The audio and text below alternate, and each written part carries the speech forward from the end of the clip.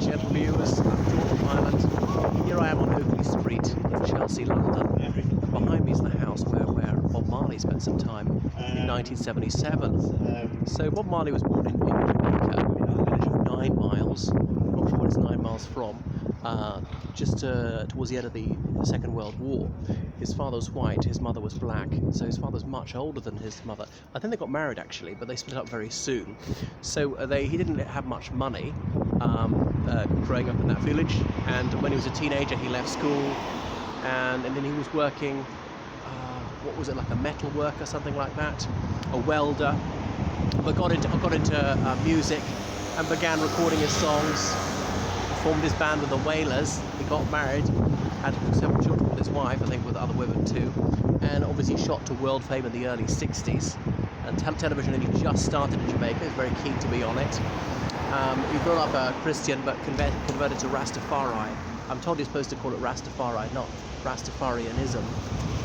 And that's obviously the worship of Haile Selassie, the Emperor of Ethiopia, believing he's not just a human, he's God, a bit like Christianity. Believing someone's both a man and God at the same time. So Haile Selassie, that was his name, but before he became emperor, his title was Ras, as in that's like Duke, and Tafari being a city in Ethiopia, so it's like Duke of Tafari, was the equivalent of English, but or Jah, which was his personal name. Anyway, so they're going to be worshipping him, or His Imperial Majesty. And he's reading the Old Testament and applying it to the experience of black people in the Caribbean. Babylon, that's the Antilles, and these people were captured and treated with barbarous cruelty, taken across the ocean and forced into servitude, and experiencing really the most hellish suffering.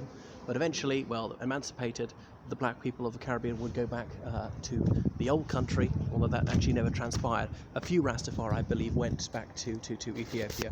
Well, not that their ancestors ever really come from there, they come from West Africa.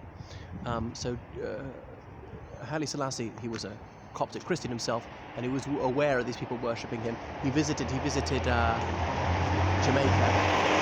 A lot of people came to see him, and Bob Marley saw him passing by. So I was a fan of Bob Marley from when I was little. But anyway, he spoke cannabis a lot, wisdom weed. The Rastafari, I believe that's entirely acceptable, opens their minds to their religion, but against alcohol, because it's a white man's poison, trick people onto slave ships. And he visited the UK many times. He performed concerts in the United States, elsewhere like Australia and New Zealand. Some of his songs were about his faith, but apparently towards the end of his life he actually converted back to Christianity, not of a particularly mainstream kind, but it may well have been smoking cannabis caused him to contract cancer, and he was diagnosed with that, but he refused the two major treatments because he considered these to be a violation of his religious principles, such as radiotherapy, or the other one is chemotherapy, and the other one would be surgery to cut out the tumour.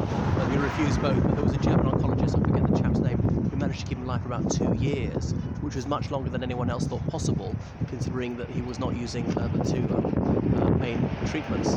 Anyway, he died in 1981, and he was declared a national hero of Jamaica. I've been to his tomb at 9 Miles, which is a place of pilgrimage for his many fans from all over the world.